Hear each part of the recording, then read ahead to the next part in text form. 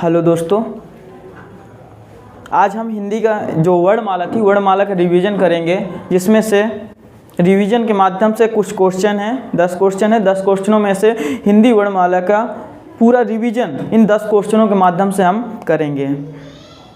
आज वैसे भी गौरवशाली पल है। आप सभी लोग जानते हैं कि चंद्रयान जो 3 था उसकी सफल जो लैंडिंग जो है चंद्रमा पे हो चुकी है।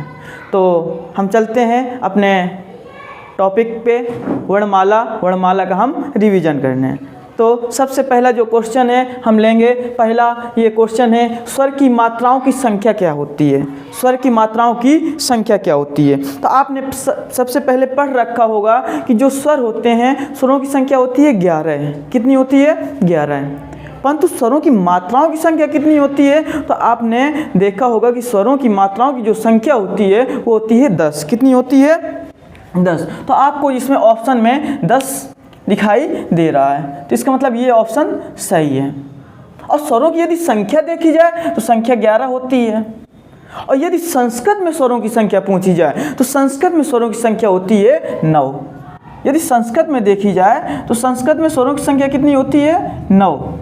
और हिंदी में स्वरों की संख्या कितनी होती है? हिंदी में होती है 11। और स्वरों की मात्राओं की संख्या कितनी होती है? तो आप कहेंगे 10।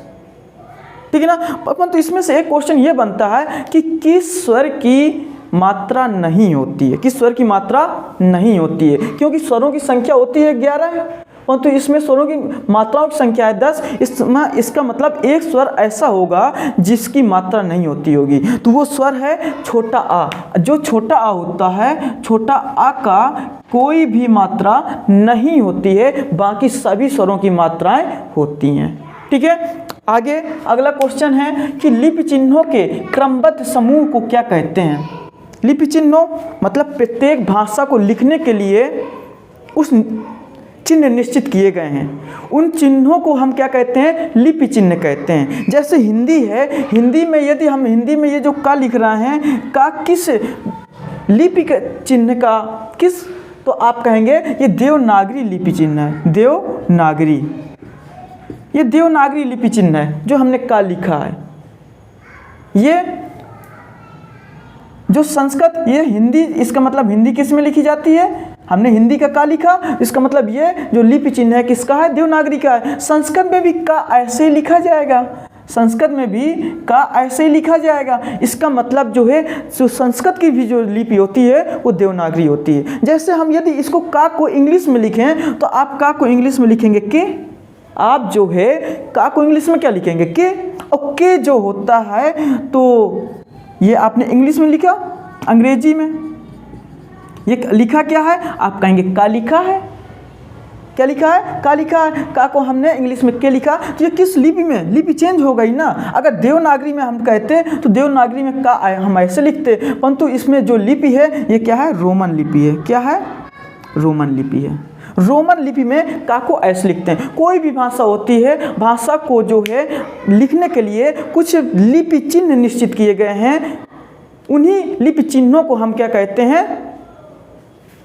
उन्हीं लिपि चिन्हों को जो है हम, उन्हीं लिपि चिन्हों के माध्यम से हम कोई भी भाषा जो है लिखते हैं। तो हमारा क्वेश्चन था लिपि चिन्हों के क्रमबद्ध समूह को क्या कहते हैं?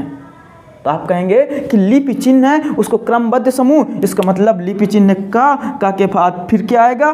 खा आएगा, खा के बाद ग आएगा, घा आएगा, अंगा, इस प्रकार आगे आता जाएगा। ये क्रमबद्ध समूह है और ये लिपि चिन्ह है। जैसे आप कहेंगे ए बी सी डी, ये आगे आता जाएगा। तो ये देवनागरी लिपि चिन्ह है, ये रोमन लिपि चिन्ह है। तो आप कहेंगे कि ये क्या है? ये वर्णमाला है। क्या है ये वर्णमाला है। तो लिपि चिन्हों के क्रमबद्ध समूह को वर्णमाला कहते हैं। अक्षर और वर्ण क्या होता है? इस विषय में हमने पहले ही बताया है कि अक्षर या वर्ण वो होता है, वह छोटी छोटी ध्वनि जिसके और अधिक टुकड़े नहीं किए जा सकते, उसे अक्षर या वर्ण कहते हैं। आप कहेंगे भाषा क्या होती है? भाषा वह माध्यम होता है जिसके माध्यम से हम अपने मन के भावों या विचारों को दूसरों के सामने तक पहुंचाते हैं तथा दूसरों के भावों या विचारों को ग्रहण करते हैं, उसे भाषा कहते हैं। आप कह सकते हैं कि भाषा आदान प्रदान करने का माध्यम है।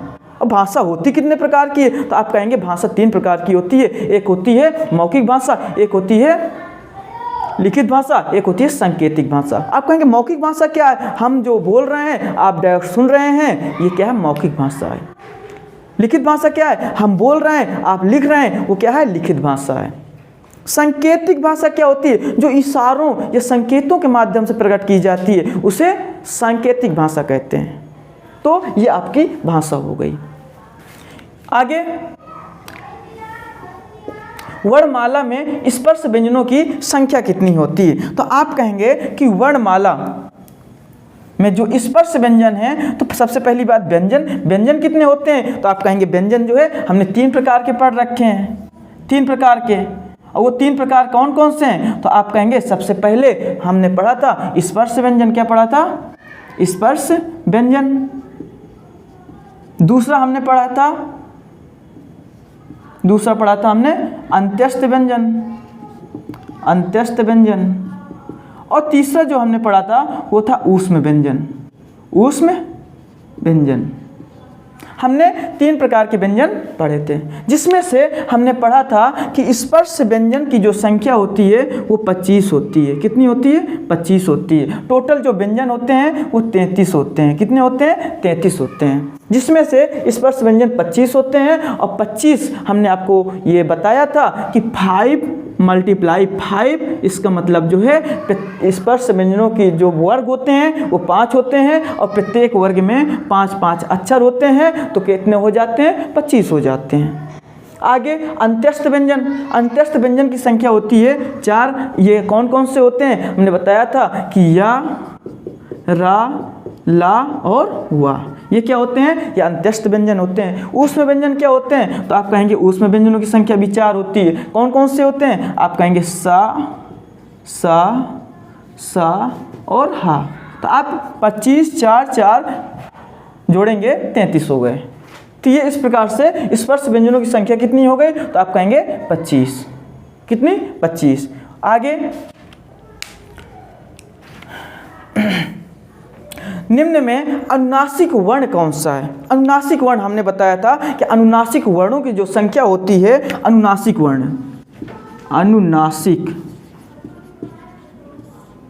वर्ण इनकी संख्या 5 होती है, हमने बताया था। और कौन कौन सी होती है, तो आप कहेंगे कि अनुनासिक वर्ण जो होते हैं वो प्रत्येक वर्ग का जो 5वां अक्षर होता है, 5वां अक्षर होता है, वो अनुनासिक वर्ण होता है। आप सबसे पहले कहेंगे कि जो क वर्ग में सबसे पहला 5वां अक्षर वो आता है अंगा। क्या आता है, अंगा। उसके बाद जो च वर्ग में 5वां अक्षर, तो आप कहेंगे इया।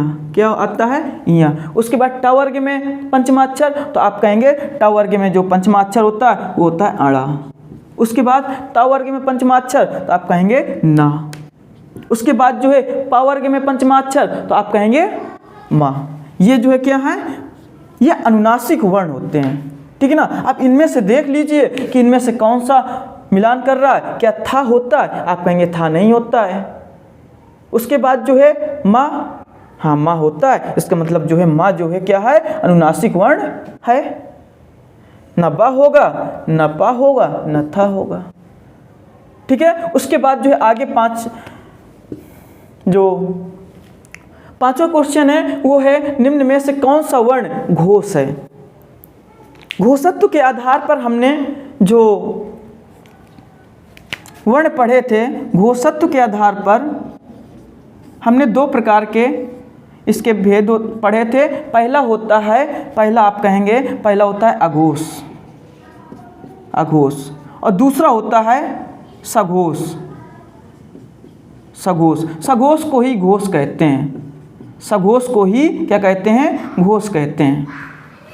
आप कहेंगे कि जो अघोष होता है, अघोष प्रत्येक वर्ण का पहला और दूसरा जो अक्षर होता है, प्रत्येक वर्ग का पहला और दूसरा वर्ग वो अघोष होता है। और जो सघोष होता है, सघोष में क्या होता है, तीसरा, चौथा और 5वां।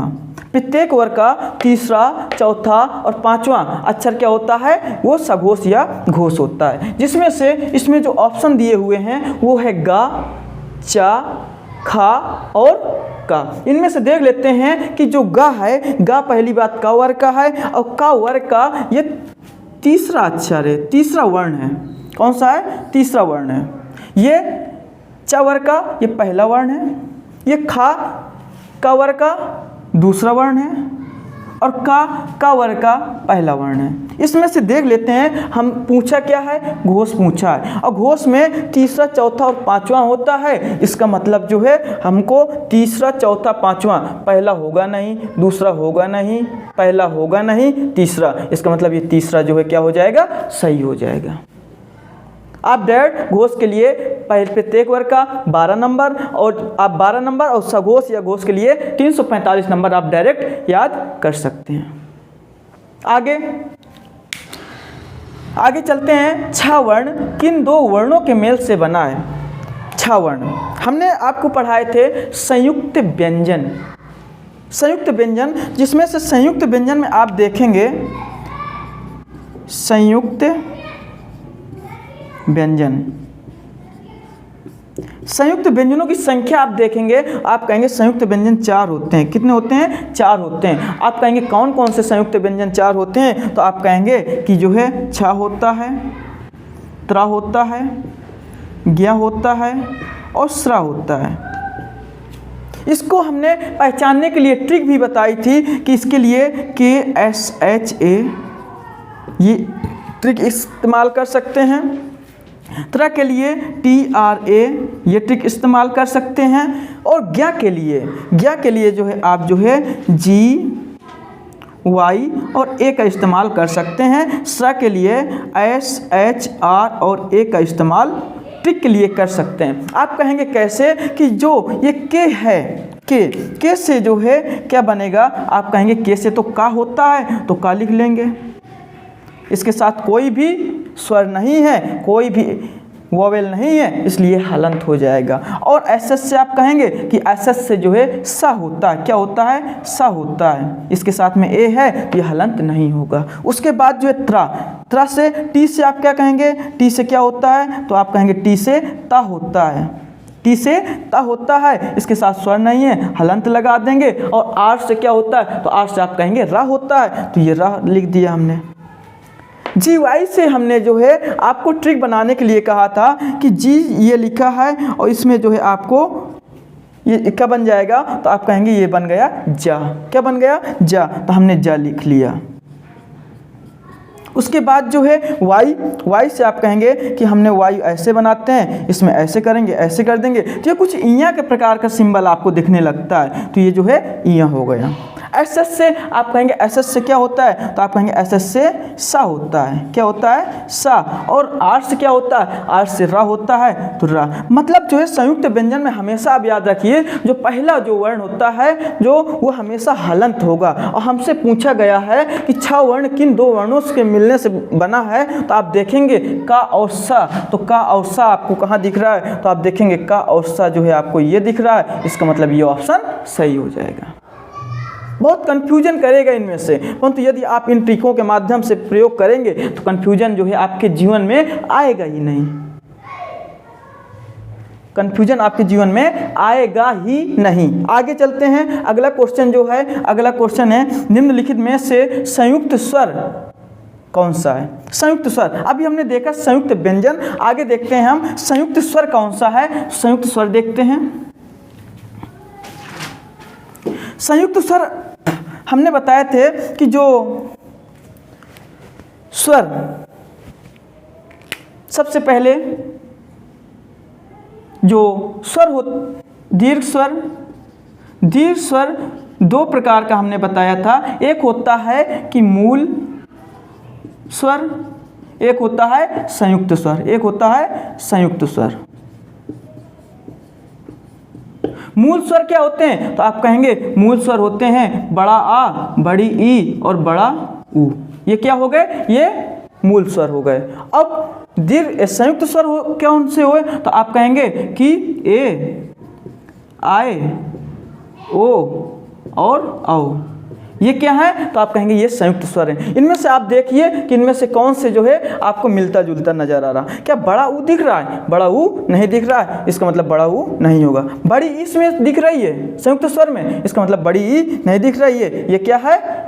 ये दोनों क्या है? ये मूल स्वर हैं, मूल स्वर हैं। उसके बाद औ दिख रहा है, हाँ औ तो संयुक्त स्वर में दिख रहा है, ये औ, इसका मतलब औ जो है संयुक्त स्वर है। बड़ा आ मूल स्वर है, इसका मतलब ये बड़ा आ नहीं होगा। आप इस प्रकार इसको बता सकते हैं कि संयुक्त स्वर कौन सा होगा। आगे चलते हैं। सभी महाप्राण वर्णों वाला वर्ग बताना है। महाप्राण, तो हमने देखा कि महाप्राण प्राणत्व के आधार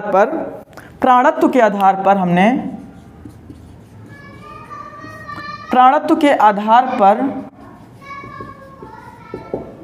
जो हमने वर्ण देखे थे, दो प्रकार से हमने देखे थे। पहला होता है अल्प प्राण, पहला क्या होगा? अल्प प्राण, और दूसरा जो होगा वो होगा महाप्राण। क्या होगा? महाप्राण।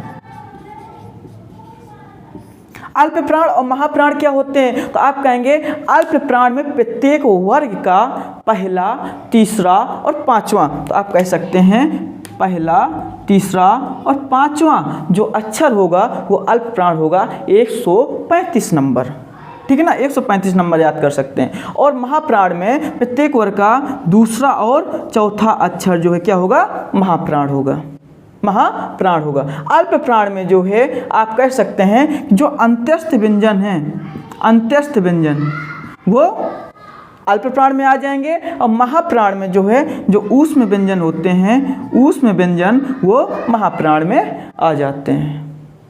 इसमें अल्प प्राण में सभी स्वर भी आ जाते हैं। तो हमको इन सभी से मतलब नहीं है, हमको प्रत्येक वर्ग 1, 3, 5 और 2, 4 से मतलब है। इसमें से देखते हैं ऑप्शन। तो जो धा है, धा किस वर्ग का है? तो आप कहेंगे कि जो धा है वो जो है त वर्ग का है। त वर्ग का कौन सा अक्षर है? तो आप कहेंगे कि ता, था, दा, धा, ये चौथा अक्षर है, चौथा अक्षर है। चा ये पहला अक्षर है, अंगा ये पांचवा अक्षर है। चा पहला अक्षर है, जो दा है, दा त वर्ग का तीसरा अक्षर है। जो घा है वो क वर्ग का चौथा अक्षर है। खा ये क वर्ग का दूसरा अक्षर है। जो छ है च वर्ग का दूसरा अक्षर है। और जो ये ठा है, ठा जो है ये ठा ट वर्ग का दूसरा अक्षर है। माँ जो है आप देखेंगे प वर्ग का ये पांचवा अक्षर है। जो सा है, सा हमने बताया था कि महाप्राण वर्ण में ये ऊष्म व्यंजन आता है। ये कौन सा है? ये जो है आप कह सकते हैं ये ऊष्म व्यंजन है। क्या है? ऊष्म व्यंजन है। और जो घा है ये धा जो है वो जो है त वर्ग का कौन सा? तो आप कहेंगे चौथा। तो आपको देखना है कि जिसमें 2 या 4 का ग्रुप आ रहा हो वो महाप्राण होते हैं। तो इसमें 4 तो आ रहा है, परंतु इसमें से बाकी 1 और 5 ये नहीं आना चाहिए। 1, 3, 5 नहीं आना चाहिए। इसमें 1, 5 है, इसका मतलब ये नहीं होगा। इसमें 1, 3 है, नहीं होगा। जिसमें 1, 3, 5 में से कोई भी अक्षर मिल जाए काट दो। इसमें जो है 2, 2, 2, इसका मतलब 2, 2, 2, हाँ 2 तो 2। इसमें महाप्राण में 2, 4 में से यदि आ रहे हैं तो महाप्राण होगा, तो ये महाप्राण होगा।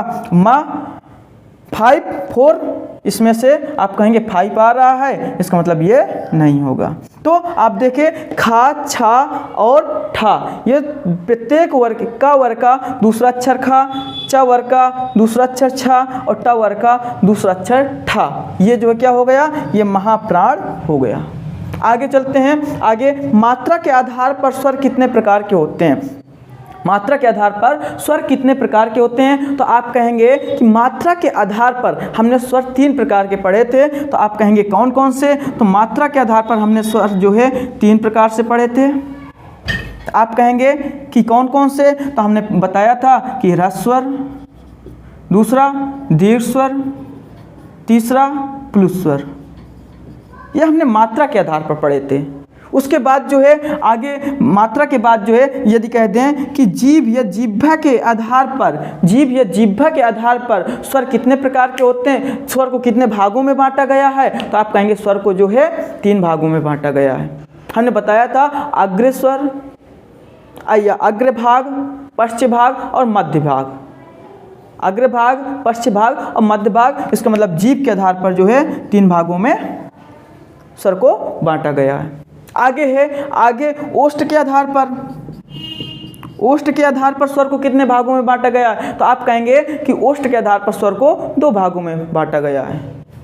ओष्ठ के आधार पर स्वर को 2 भागों में बांटा गया। हमने आपको याद हो बताया था कि यदि जो है मुंह, जो ओंठ है यदि पूरा गोल हो रहा है और यदि जो ओंठ है वो आधा गोल हो रहा है, तो इसके आधार पर हमने जो है आपको 2 भागों में बताया था।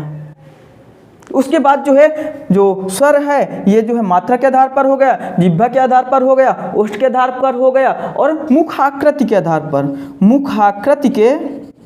मुखाकृति के आधार पर जो है हमने जो है आपको स्वर के 4 भेद बताए थे। स्वर के 4 भेद हमने बताए थे। हमको केवल मात्रा के आधार पर बताना था, तो मात्रा के आधार पर जो स्वर होते हैं वो कितने प्रकार के होते हैं, तो मात्रा के आधार पर स्वर 3 प्रकार के होते हैं। आप जो है इसमें 3 में ऑप्शन सही कर देंगे। आगे चलते हैं, भाषा की मूल इकाई क्या है, मतलब भाषा की सबसे छोटी इकाई क्या है, तो आप कहेंगे कि क्या वर्ण है, क्या संकेत है, क्या वर्णमाला है कि ध्वनि है। तो आप कहेंगे कि यदि भाषा के आधार पर जो सबसे छोटी इकाई देखी जाए तो आप कहेंगे सबसे छोटी इकाई है ध्वनि।